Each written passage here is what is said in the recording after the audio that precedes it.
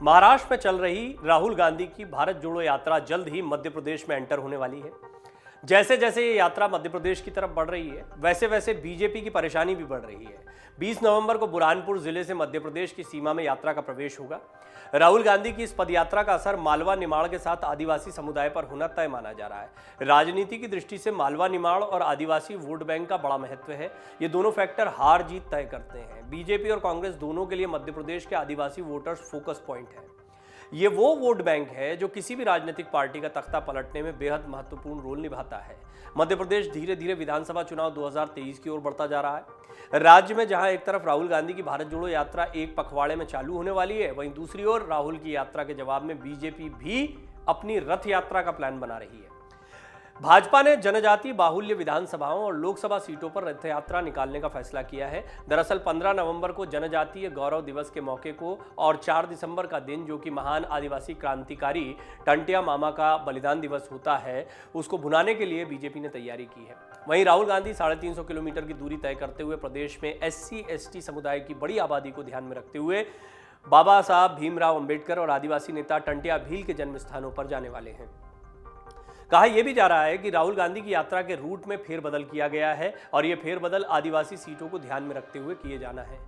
लेकिन सवाल उठता है कि आदिवासी ही क्यों टारगेट किए जा रहे हैं। ऐसा इसलिए क्योंकि मध्य प्रदेश की सत्ता में बने रहने के लिए आदिवासी वोटर निर्णायक है। देश भर में सबसे ज्यादा आदिवासी इसी राज्य में रहते हैं। मध्य प्रदेश में कुल जनसंख्या में 21.5% लोग अनुसूचित जनजाति के हैं। मध्य प्रदेश की 230 में से 47 सीटें हैं जो कि आदिवासियों के लिए आरक्षित हैं और करीब 80 सीटों पर यानी 1/3 सीटों पर आदिवासी वोट निर्णायक भूमिका में दिखाई देते हैं। ऐसे में जिधर आदिवासियों का विश्वास है, उसी के पास सत्ता की चाबी है। यही कारण है कि प्रधानमंत्री नरेंद्र मोदी, गृह मंत्री अमित शाह समेत कई बड़े भाजपा नेता मध्य प्रदेश के चक्कर लगाते नहीं थक रहे हैं।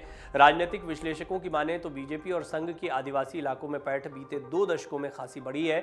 आदिवासियों के हिंदूकरण की कोशिशों ने कहीं ना कहीं असर किया है और इसका साक्ष्य है बीते चुनाव के नतीजे। तो क्या आदिवासियों का भाजपा पर विश्वास करना फायदेमंद होगा और कितना फायदेमंद होगा?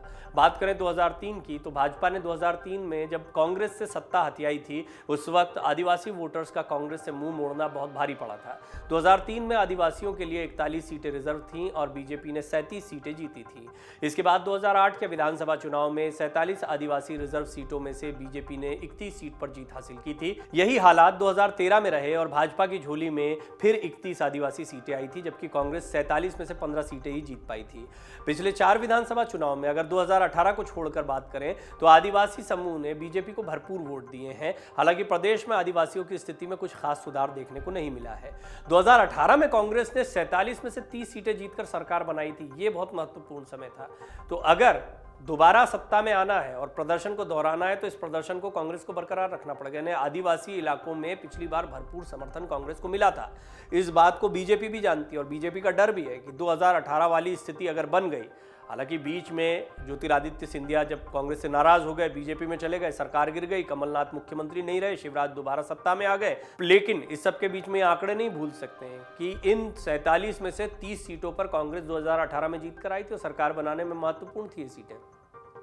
बाद में कई विधायक थे जो दल बदल करके चले गए और 15 महीने में सरकार गिर गई थी।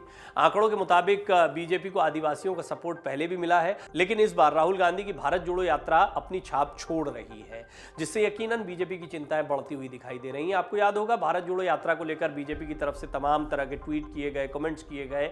अब भारत जोड़ो यात्रा जल्द ही मध्य प्रदेश में एंटर होने वाली है। राहुल की यात्रा से पहले ही बीजेपी अपनी रथ यात्रा निकालने की तैयारी कर रही है। कहा जा रहा है कि कांग्रेस की भारत जोड़ो यात्रा मध्य प्रदेश में 13 दिन तक रहेगी और इस दौरान वो अलग अलग विधानसभाओं और लोकसभा सीटों को कवर करेगी। राहुल की यात्रा के रूट में कई आदिवासी वोटर्स के सपोर्ट करने की उम्मीद भी है। भाजपा अपनी रथ यात्रा के जरिए आदिवासी बाहुल्य इलाकों को ही फोकस कर रही है। मध्य प्रदेश में विधानसभा की 230 सीटें हैं। अगले साल नवंबर 2023 में यहां विधानसभा का कार्यकाल खत्म हो रहा है।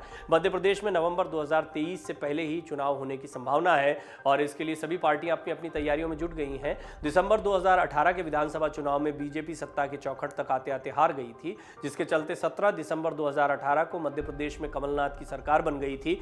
हालांकि सवा साल के इंतजार के बाद बीजेपी ने अपना सियासी गुणागणित लगाकर कमलनाथ सरकार को गिरा दिया और एक बार फिर शिवराज सिंह चौहान चौथी बार प्रदेश में सीएम की कुर्सी पर बैठे। बात सिर्फ मध्य प्रदेश की नहीं है, 2023 नवंबर में ही मध्य प्रदेश के साथ साथ में राजस्थान, छत्तीसगढ़, इनको भी नहीं भूलना चाहिए। तीनों ही राज्य ऐसे हैं जहां पर कांग्रेस और बीजेपी का सीधा मुकाबला है, यहां कोई ताकत नहीं दिखाई देती है। हालांकि जिस तरीके से गुजरात और हिमाचल में आम आदमी पार्टी ने एंट्री की है, कोशिश करेंगे, लेकिन फिलहाल बहुत दूर दूर तक बीजेपी और कांग्रेस के अलावा कोई मुकाबला देखने को नहीं मिलता है। अब ऐसे में ये देखना होगा कि भारत जोड़ो यात्रा के बाद में क्या कांग्रेस अपनी खोई हुई ताकत को हासिल करती है। और राजस्थान में भी यात्रा को जाना है, राजस्थान की यात्रा भी उतनी ही महत्वपूर्ण रहने वाली है जितनी मध्य प्रदेश की। लेकिन मध्य प्रदेश में क्योंकि कमलनाथ की अपनी सियासी जमीन है, कमलनाथ पहले से तैयारी करते रहे, कमलनाथ जानते हैं कि मध्य प्रदेश में सियासी समीकरणों को कैसे अपने पक्ष में मोड़ना है। पिछली बार सरकार बनाने में कामयाब रहे थे, ज्योतिरादित्य सिंधिया नाराज हो गए, चले गए, जिसकी वजह से सरकार खतरे में आ गई। बहरहाल अब एक बार फिर मौका होगा जब कमलनाथ जमीन पर कार्य कर सकते हैं और इसमें उनको सपोर्ट मिल सकता है राहुल गांधी का। देखिए, पिछले चुनाव में पूरी तरह से ये कहना गलत नहीं होगा कि कमलनाथ का ही चेहरा था जो था, और कांग्रेस के जितने पुराने समर्थक थे उन्होंने कमलनाथ पर, दिग्विजय सिंह पर अपना भरोसा जताया था। अब देखना होगा कि क्या राहुल गांधी की बदली इमेज के बाद में मध्य प्रदेश में कांग्रेस का वो पूरा काडर फिर से रिवाइव हो जाएगा। आपको मध्य प्रदेश, राजस्थान, छत्तीसगढ़, इनकी राजनीति को समझना चाहिए।